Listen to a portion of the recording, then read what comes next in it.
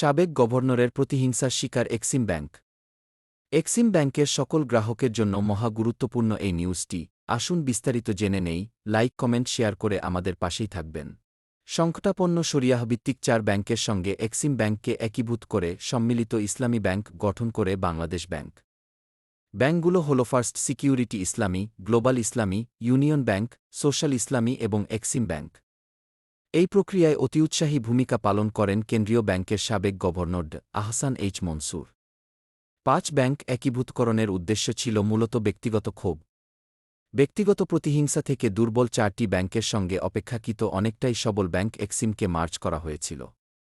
Exim bank কেন্দ্রীয় ব্যাংকের কাছে ঘুরে দাঁড়ানোর সময় চেয়েছিল, কিন্তু তা দেওয়া হয়নি। এ থেকে বোঝা যায় কারণটি পুরোটাই ক্ষোভের বহিঃপ্রকাশ।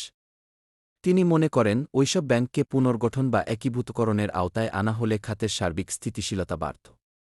বিভিন্ন সূত্রে জানা গেছে, বেসরকারি ব্যাংকগুলোর মধ্যে তাল্য সংকট, নেই নগদ জমা বা বিধিবদ্ধ জমার ঘাটতি।